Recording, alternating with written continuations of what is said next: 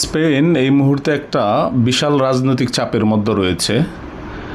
তো এটা বোঝার জন্য আপনাদের দুইটা জিনিস বুঝতে হবে। প্রথমত হচ্ছে স্পেনের সাথে আমেরিকা ইসরায়েলের সম্পর্ক, দ্বিতীয়ত হচ্ছে আব্রাহাম অ্যাকর্ড। এই দুইটা ব্যাপার যদি বুঝতে পারেন তাহলে মোটামুটি একটা ধারণা পাওয়া যেতে পারে। আপনারা নিশ্চয়ই জানেন যে গত একদিন আগে স্পেনে প্রায় 60,000-এরও অধিক মানুষ অবৈধ অভিবাসী স্পেনের একটা অংশে ঢুকে যায়। সেটা হচ্ছে চিওটা নামের একটা অংশে। ওয়েস্টার্ন মিডিয়া, পশ্চিমা মিডিয়া দাবি করতেছে প্রায় 80,000 থেকে 1 লক্ষ অবৈধ মানুষ অভিবাসী স্পেন নিয়ন্ত্রিত চিওটাতে ঢুকে পড়ে। এখানে একটা ব্যাপার হচ্ছে, চিওটা হচ্ছে মরক্কোর ঠিক পাশাপাশি একটা জায়গা। এখানে যারা অভিবাসী ছিল সবাই মরক্কান, এবং স্পেনের যে মূল ভূমি এটা প্রায় আরও 15 থেকে 16 কিলোমিটার সাগর পাড়ি দিয়ে তারপরে হচ্ছে মূল যে ভূমি ওইটা। যে মানুষগুলো ঢুকে পড়েছে এটা হচ্ছে চিওটাতে, যেটা মরক্কোর সাথে একেবারে লাগানো কিন্তু স্পেনের নিয়ন্ত্রিত। এই ঘটনা প্রথম নয়, এই ঘটনা ঘটেছে, একই ঘটনা ঘটেছিল 2021 সালে। সে সময় প্রায় 8,000-এর মতো অবৈধ মরক্কান অভিবাসী ওই চিওটাতে ঢুকে পড়েছিল। তো যা হোক, এখন যে সিচুয়েশনটা এটা আগের চাইতে অনেক বড় একটা খারাপ পরিস্থিতি তৈরি করেছে।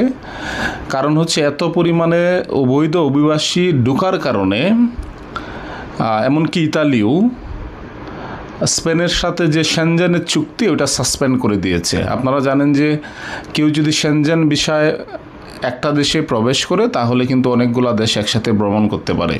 তো স্পেনের সাথে ইতালির যে এগ্রিমেন্টটা ছিল সেনজেনের, ওইটা ওনারা সাসপেন্ড করে দিয়েছে। তো বিভিন্ন ধরনের রাজনৈতিক চাপের মধ্যে এই মুহূর্তে স্পেন এবং তার দেশের যে প্রধানমন্ত্রী পেড্রো সানচেজ সে বেসিক্যালি একটা বিশাল চাপের মধ্যে রয়েছে। তো যে বিষয়টা আপনাদের সাথে বলতে চাই, প্রথমত হলো স্পেনের সাথে আমেরিকা, অনেকেই ধারণা করতেছে স্পেনের সাথে আমেরিকা এবং ইসরায়েলের সম্পর্ক খারাপ হওয়ার কারণে এই ঘটনাটা ঘটেছে। এইখানে ইসরায়েলের একটা ইনফ্লুয়েন্স রয়েছে। আপনারা জানেন যে কয়েকদিন আগে স্পেনের যে অধিকৃত এলাকায় আমেরিকার 2টা বেস রয়েছে। এই বেস থেকে ইরানে আক্রমণ চালানোর জন্য অনুমতি চায় আমেরিকা, কিন্তু স্পেন ডিরেক্টলি না করে দেয়, এখান থেকে আক্রমণ করার কোনো অনুমতি দেয়নি। পাশাপাশি ইসরায়েলের যে অ্যাক্টিভিটিস এটাকেও স্পেনের কর্তৃপক্ষ সমর্থন করে না। সব কিছু মিলায়া স্পেনের সাথে ইউরোপের একমাত্র দেশ স্পেন যে আমেরিকা এবং ইসরায়েলকে প্রতিনিয়ত বেটু দিয়ে যাচ্ছে তাদের কর্মকাণ্ডকে। তো অনেকেই বলতেছে যে এই স্পেন এখন এই প্রেসারে পড়ার পিছনে অন্যতম কারণ হচ্ছে ইসরায়েল। দ্বিতীয় কারণটায় আসি, সেটা হচ্ছে আব্রাহাম অ্যাকর্ড। আপনারা জানেন যে ইসরায়েলের সাথে আরব যে কান্ট্রিগুলার নর্মালাইজেশন সম্পর্ক তৈরি করা, সেটাকে আব্রাহাম অ্যাকর্ড বলা হয়। এখানে নর্মালাইজেশন সম্পর্কটা কীরকম, এটা ইকোনমিক হতে পারে বা যে কোনো পিসফুল কাজের জন্য হতে পারে। মোট কথা, ইসরায়েলের সাথে আরব কান্ট্রিগুলোর একটা নর্মালাইজেশন সম্পর্ক বিল্ড আপের যে এগ্রিমেন্টটা সেটা হচ্ছে আব্রাহাম অ্যাকর্ড। তো আব্রাহাম অ্যাকর্ডে আপনারা জানেন যে ইতিমধ্যে ইউএই প্লাস হচ্ছে মরক্কো, সুদান, এই ধরনের কিছু কান্ট্রি অলরেডি আব্রাহাম অ্যাকর্ডের মধ্যে রয়েছে। মরক্কো হচ্ছে তাদের মধ্যে অন্যতম। তার মানে কি, মরক্কোর সাথে ইসরায়েলের একটা ঘনিষ্ঠ সম্পর্ক রয়েছে, এবং মরক্কোর যে আপনারা জানেন যে ওদের যে সেনাবাহিনী বা যত ধরনের সাপোর্ট লাগে, ওদের টেকনিক্যাল সাপোর্ট, ওটা কিন্তু ইসরায়েল দিয়ে থাকে। তাদেরকে বিভিন্নভাবে মরক্কোর সরকারকে বিভিন্নভাবে শক্তিশালী করার জন্য ইসরায়েল সরকার কিন্তু এখানে সাপোর্ট দিয়ে থাকে। তো ধারণা করা হচ্ছে ইসরায়েলের সাথে মরক্কোর একটা যেহেতু সম্পর্ক রয়েছে, মরক্কো এই কাজটা করেছে।